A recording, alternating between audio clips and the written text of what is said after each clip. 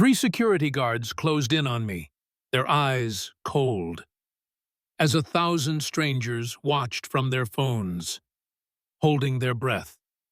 My name echoed through the marble lobby, yet the manager stood tall, voice sharp. "Sir, I'm asking you to leave now." The irony was almost poetic. No one here realized they were trying to evict the owner of the entire building. And in minutes, this mess would explode across the city, shaking everyone in its path. I still remember the way my footsteps echoed that afternoon. The sound crisp on polished marble floors under crystal chandeliers. The Meridian Club was the kind of place where every detail screamed exclusivity. Mahogany desk, Italian stone, a hushed confidence in the air. And me? I'd walked in wearing my best navy suit, carrying a calm that took years to master. But I'd also booked this room under just M. Williams, not wanting the usual fuss about titles or who I was. The first person I met was Sarah.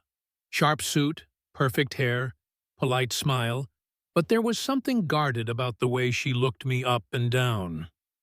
I knew that look. I'd seen it my whole life, people running their mental checklists, deciding if you belong. Before I even reached the counter, she was already prepping her script. "Excuse me, are you lost? Service entrance is out back." The words stung, but I just breathed out slow, steady. "No, I have a reservation for private room 7. She started clicking on her computer, eyebrows rising higher with every keystroke. "There's nothing here under your name. Maybe you mean someone else?" Behind me, I noticed a woman in pearls, filming the whole thing on her phone, a red dot glowing, already live-streaming my humiliation to the world. I gave Sarah my reservation info again. "Williams, booked yesterday, 2 guests. She let out a short laugh, like she knew better. "That's obviously a mistake. Members book weeks in advance. Do you even have a membership card?" She kept pushing, her tone rising, drawing the attention of more and more people in the lobby. I stayed calm. Habit, I guess. Years of being the only black man in too many boardrooms will teach you to play it cool, even when you want to scream. I pulled out my wallet, showing her my driver's license, a boarding pass from JFK, and my black Centurion Amex. She didn't even look. "I need to see your membership card," she pressed, her hand hovering under the counter near what I guessed was a panic button. "That's policy, sir." At this point, I could feel a crowd forming. The woman filming whispered, "They're really not going to let him in." And the comments on her live stream started popping up on her phone. Some people were angry. Others just watched, entertained by my discomfort. Sarah's manager, Jennifer, came over, tall, well-dressed, with that air of authority that comes from years of handling the city's rich and powerful. "What seems to be the problem?" Sarah was quick to jump in. "He's refusing to provide identification and is making our members uncomfortable." Jennifer looked at me, really looked, searching for trouble. I repeated, as evenly as I could, "I have a reservation. Party of 2. Private room 7. It's right there on your screen." But Sarah was relentless. "That's not him. There must be a mix-up." Jennifer sighed. "We'll need to verify your membership. Club rules, sir." That's when Sarah pressed the button, and suddenly a uniformed security guard, Tom, appeared, posture stiff, eyes locked on me like I was a threat. The humiliation started to burn, hot and sharp in my chest. 3 guards now. Jennifer crossed her arms, standing in front of me with Sarah flanking her, almost like they'd done this before. "Sir, I need you to step outside while we sort this out," Jennifer said. "You're making people nervous." Something in me cracked then. Not my composure, Not yet, but something quieter. That voice that asks, "Why am I even here? Why am I still fighting to belong in places like this?" I almost turned around and left. I almost said, "You know what? Keep your club.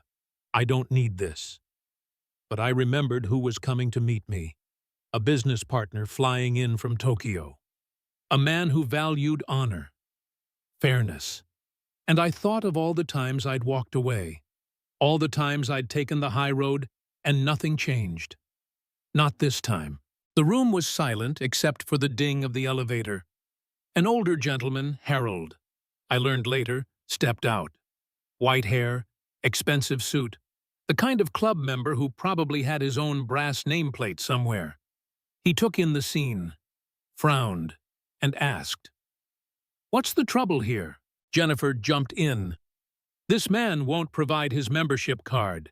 He claims to have a reservation." Harold gave me a steady look, then asked softly, "May I see your ID, sir?" I handed over my driver's license, and for the first time, someone actually read my name, Marcus Williams. He turned to Jennifer. "Is there a reservation under this name?" Jennifer checked again, her face twitching. "Yes, but—" Harold cut her off. "Then what's the problem?" Before anyone could answer, my phone buzzed. A message from Kenji Yamamoto. My guest, landing early, arriving soon. Jennifer's own phone started ringing, probably corporate. The crowd had grown. The live stream ballooned to thousands of viewers, and that burning humiliation I'd felt was now being broadcast in real time to the world. But I stayed rooted in place, counting down the minutes until Kenji arrived. Sarah and Jennifer huddled, whispering frantically, as the security guards tensed, waiting for the next order. People stared, pointed, filmed. My breath slowed. I had nothing left to prove. And yet, everything on the line. And then, finally, the moment. I pulled out a simple white business card, sliding it across the counter to Sarah and Jennifer. "Before you call the police, maybe you should read this." Sarah's eyes scanned the embossed letters. Her hands started to tremble. Jennifer's face went from confident to ashen in seconds. "Marcus Williams, Chief Executive Officer, Meridian Hospitality Group." Suddenly, the entire lobby went silent. The only sound the ticking of that ridiculous grandfather clock. Harold picked up the card, nodded, and handed it back to me, eyes wide with the realization. Sarah stepped back, mouth open, searching for words that wouldn't come. Even the security guards took a step away, suddenly unsure whose orders to follow. For the first time, I felt the power shift tangibly in the room. I didn't raise my voice, didn't gloat. I simply said, "I book under my first initial for a reason. I want to see how my guests and my employees are treated when they think no one is watching."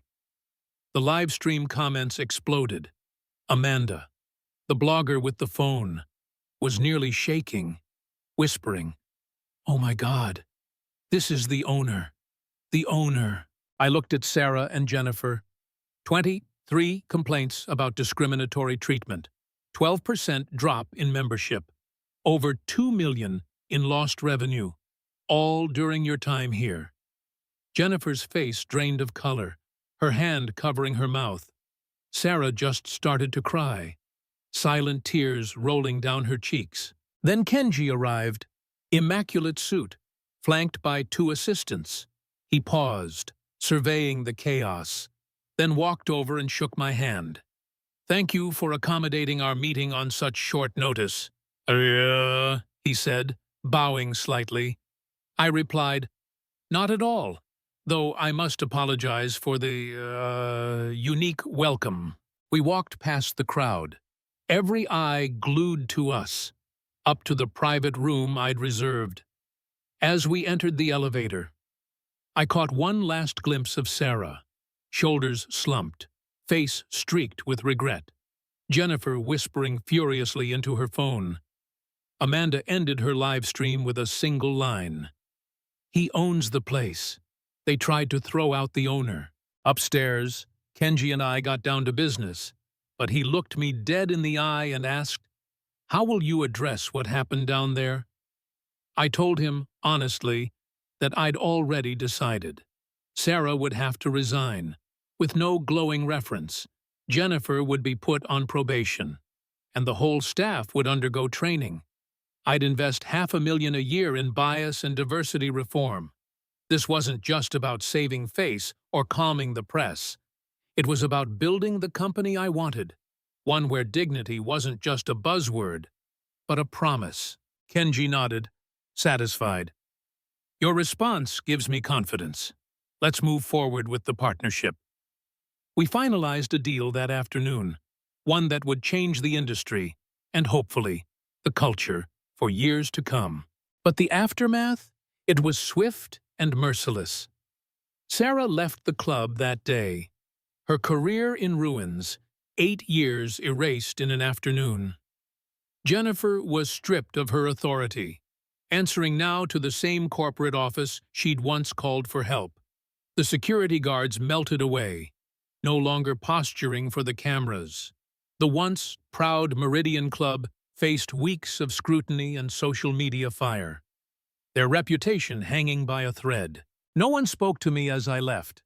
There were no apologies, no cheers, just the soft shuffle of feet and the silent weight of shame settling on those who had been so sure of themselves just moments before. And that, in the end, is what real power looks like. Not loud, not violent, not vengeful, just the steady reclaiming of dignity. In front of everyone who doubted you. Some lessons leave bruises, others leave a legacy. This one is for anyone who's ever been told they don't belong. Jr.